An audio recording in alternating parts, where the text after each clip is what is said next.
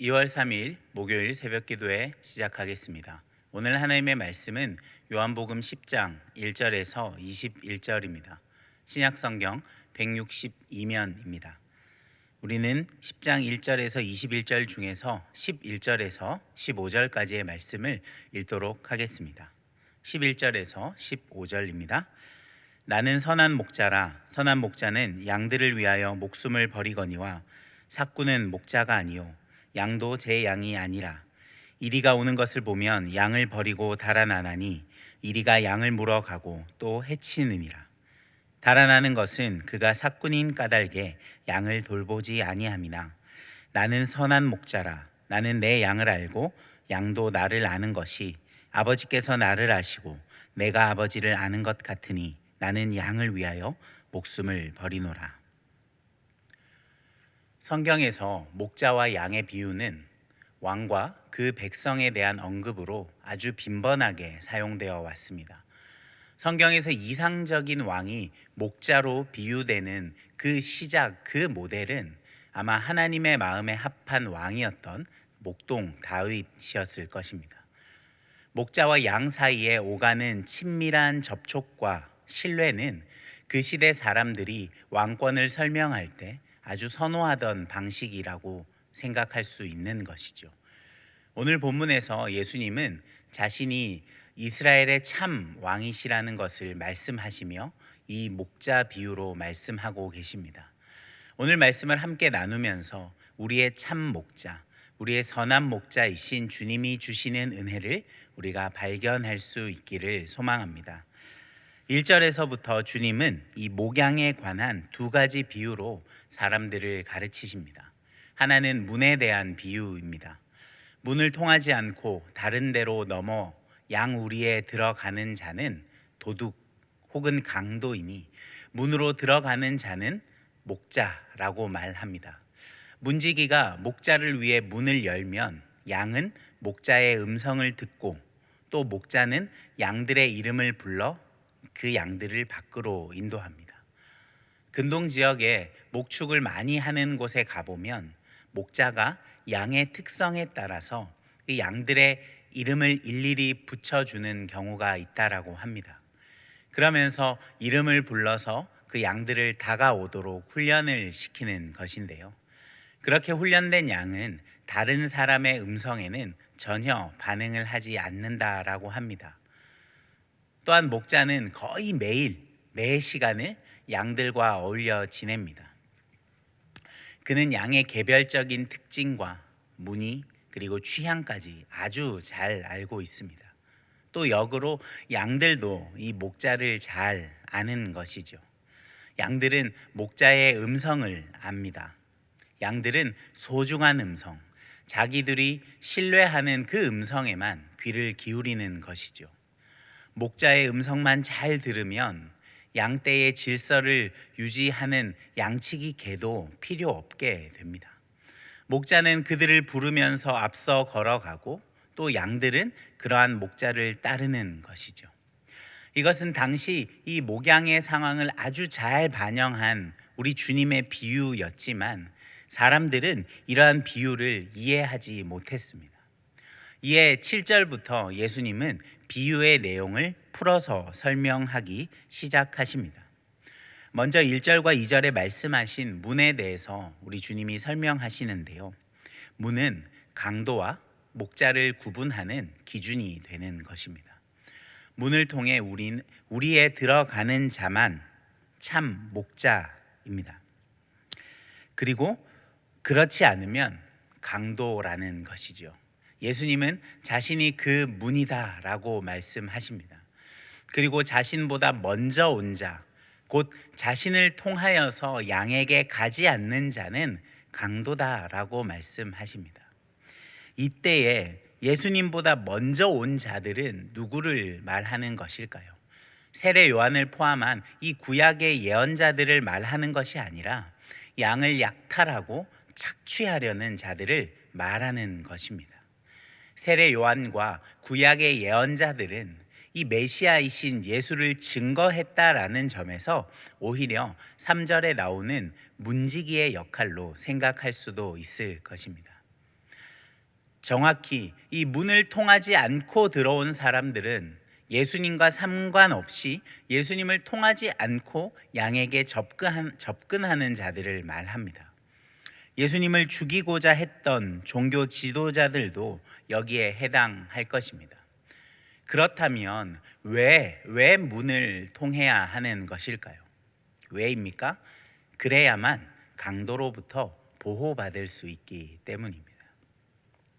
이 문은 강도로부터의 침입을 막아주기 때문에 그 문으로 양들이 우리에 들어가면 구원을 얻게 되는 것입니다. 문의 이러한 의미를 생각할 때 예수님이 문이시다라는 것은 여러분 무엇을 말하는 것입니까? 구원의 시작과 관련해서 예수님을 통해 죄와 또 심판과 죽음이 있는 이 어둠의 영역에서 바로 빛이신 하나님의 나라로 들어갈 수 있고, 또한 우리가 그것을 통하여 이 새 언약의 관계를 맺음으로 우리에게 새로운 생명이 주어질 수 있다라는 것이죠. 또한 여러분, 구원 이후의 삶에서도 주님은 하나님의 은혜와 진리를 우리에게 드러내시기 때문에 그분을 통하여서 우리는 어둠의 영향력에서도 보호받을 수 있고, 하나님과의 관계 안에서도 지속적으로 풍성함을 누릴 수 있다라는 뜻이 됩니다. 본문에서 예수님은 이러한 의미로 자신이 온 것은 생명을 얻게 하고 그리고 더 풍성히 얻게 하기 위함이다라고 말씀하십니다. 우리 주님은 다른 종교 지도자들과는 다르게 구원의 시작과 이후의 모든 과정의 열쇠를 쥐고 계신 유일한 존재이신 것이죠. 이어지는 11절부터 주님은 3절과 5절에서 말씀하셨던 이 목자에 대한 비유를 이어서 설명해 주고 계십니다. 7절처럼 나는 무엇이다 라는 표현으로 자신을 나는 선한 목자다 라고 묘사하시면서 세 가지 내용으로 그 내용을 부연 설명하십니다. 첫 번째로 선한 목자는 어떤 사람이냐? 자기 양들을 위해 목숨을 버리는 존재입니다.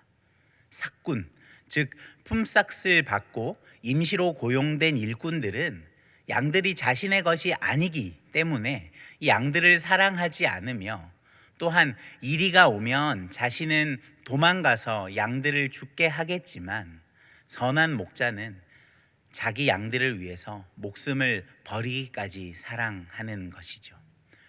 우리가 잘 아는 것처럼 여기서 양들은 우리 주님을 믿고 따르는 사람들을 의미하며, 양들을 위해 목숨을 버리는 것은 주님의 십자가 사역을 의미합니다. 우리 주님의 십자가 사역은 모든 인류를 죄와 어둠으로부터 해방시키고 하나님과의 새 언약 관계를 맺게 하는 구원의 과정에 있어서 바로 핵심이 되는 것인데요. 이런 면에서 예수님의 십자가 사랑은 자신을 믿는 사람들을 향한 최고의 사랑, 최고의 수준의 사랑을 나타내 주는 것입니다. 두 번째로 여러분, 선한 목자는 자신의 양을 잘 압니다. 그리고 양도 그 목자를 잘 압니다. 즉 서로가 좋은 관계성을 갖고 있다라는 것이죠. 여러분, 여기서 안다라는 말은 이 관계성에 대한 것으로서 친밀함이 담겨 있는 교제나 그 사귐의 뜻을 담은 헬라어 코이노니아로 우리가 이해할 수 있습니다.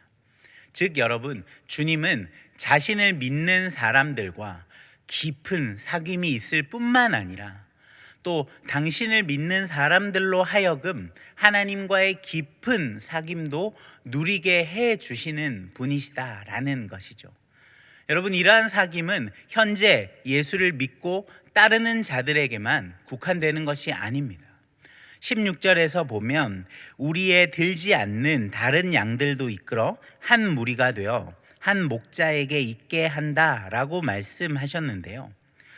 이 다른 양들은 나중에 제자들을 통해 예수님을 믿게 될 자들을 의미하는 것입니다. 그들 역시 예수 안에 있는 양들로서 주님과의 귀한 사귐을 통해 동일하게 그 사귐을 누리게 될 것입니다. 또한 여러분, 세 번째로 선한 목자이신 우리 주님은 부활하실 것입니다. 17절을 보면 예수님이 목숨을 버리는 것은 다시 얻기 위함이다 라고 하십니다. 여러분, 주님이 사람들에게 자신의 부활을 공개적으로 말씀하신 것은 바로 이 장면에서 처음 등장하고 있습니다. 예루살렘 성전 대신에 내가 새 성전을 짓겠다라고 하시면서 부활의 암시를 하셨는데, 그 이후 지금 예루살렘에서 유대인들을 향해 공개적으로 우리 주님은 부활을 말씀하고 계시는 것이죠. 주님은 자신의 십자가와 부활 사역을 말씀하시면서 두 가지를 첨가하십니다. 그게 무엇입니까? 하나는 하나님과의 관련성입니다. 십자가 사역이 하나님이 자신을 사랑하기 때문에 일어난 일이며, 또 하나님께 받은 계명이라고 말씀하고 계시는 것이죠. 이 십자가와 부활이 하나님의 구원의 계획을 성취해 가는 과정이다라는 것을 말해 주는 것입니다. 여러분, 또 하나는 18절에 기록된 내가 스스로 버리노라 라는 표현에서 우리가 알 수 있는 것처럼 이 십자가 사역, 이 십자가 사건은 예수 그리스도의 자발적인 순종이었다라는 것입니다. 우리 주님의 십자가 사역은 하나님의 주도권, 하나님의 역사하심 아래 있지만 철저히 자발적인 선택을 통한 순종의 사역이었습니다. 표면적으로 우리 주님의 죽으심은 종교 지도자들이 주님을 잡아서 죽인 것 같아 보이지만, 사실은 예수 그리스도께서 선택하시고 직접 그 길로 들어가신 것이죠. 이러한 예수님의 말에 유대인들은 술렁이기 시작합니다. 어떤 이는 예수가 귀신에 들려 미쳤다라고 말하고, 다른 이는 맹인의 눈을 뜨게 한 것을 보면 그가 귀신 들렸을 리가 없다라고 말하기도 합니다.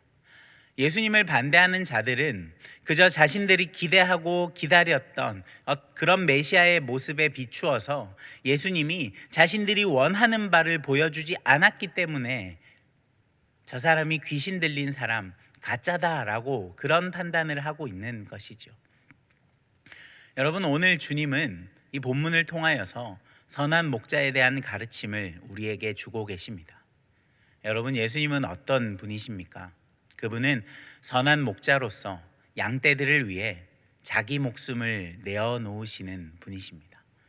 즉, 자신의 양들을 위해서 십자가에서 대속의 죽음을 죽으실 분이십니다. 우리 주님은 자기 양떼의 죄를 덮고 그리고 그 죄를 씻어버리기 위해서 자신을 십자가의 죽음에 내어주실 것이고, 그리하여 그들을 다시금 하나님께로 이 올바로 연결시키시며 하나님의 백성이 되게 하실, 자신의 백성을 구원하실 메시아이신 것이죠. 이 주님을 반대하는 자들처럼 자신들이 기대했던 메시아의 모습이 아니어서 그들은 실망하며 주님을 향한 비판을 쏟아냈겠지만, 여러분, 참된 메시아는 그 사람들의 기대처럼 로마의 압제에서 이스라엘을 독립시키는 사람이 아닙니다. 오히려 하나님을 계시하고 대속의 죽음을 통하여서 당신의 백성들을 하나님의 구원 통치 아래 살게 하며 하나님이 주시는 영원한 생명을 얻게 하시는 분이시다라는 것이죠. 사랑하는 여러분, 선한 목자 되시는 우리 주님을 온전히 따르는 양으로 살고 계십니까? 목자이신 주님이 우리를 잘 아시는 것만큼 우리 역시 나의 목자를 잘 알고 있어서 그분의 음성에만 반응하는 삶을 살고 계십니까? 앞서 제가 처음에 말씀드렸듯이 여러분, 목자들은 자신의 음성에만 양이 반응하도록 훈련을 시킨다고 합니다. 왜입니까? 그래야 양이 안전하기 때문이죠. 사랑하는 내일교회 성도 여러분, 우리의 선한 목자이신 주님의 음성에만 반응하고 그분의 말씀에만 귀를 기울여서 그 말씀에만 온전히 순종하고 따르는 그런 훈련이 우리에게는 얼마나 되어 있습니까? 목자이신 주님의 음성만 따른다면 여러분 우리는 안전할 수 있습니다. 그러나 사꾼 목자, 양들에 대한 사랑도 책임감도 없는 그런 사람, 그런 목자의 음성을 분별하지 못하고 그런 사꾼을 따라간다면 여러분 그 양은 분명히 위험한 상황에 놓일 수밖에 없을 것입니다. 사랑하는 여러분, 오늘 하루도 우리에게 주어진 주님 주신 귀한 날을 살아가실 때에 우리의 선한 목자이신 주님의 음성에 귀를 기울이고 주님의 말씀에만 순종하며 그 말씀만 따라가는 삶을 살아서 목자의 품 안에서 평안과 그리고 안전함을 누리며 살아가는 저와 여러분이 되시기를 소망합니다. 우리 함께 기도했으면 좋겠습니다. 우리 들었던 말씀을 기억하며 우리의 선한 목자이시며 우리를 위하여 십자가의 대속 제물로 본인 자신을 드리신 그 주님을 기억하며 우리의 선한 목자 되신 주님의 음성만을 분별할 수 있는 그런 양이 되게 하시고 그런 우리의 선한 목자만을 따라가는 우리가 되게 하여 달라고. 그리고 오늘 목요일은 또 우리 전도와 섬김의 사역을 위해서 기도하는 시간인데요. 우리 코로나의 확산 가운데서도 하나님 우리의 이 복음 전파 그리고 사랑의 나눔의 사역들, 이 긍휼의 사역들이 주님 멈추지 않게 하여 주시옵소서. 우리 이것을 위해서 한 마음으로 기도했으면 좋겠습니다. 기도하겠습니다.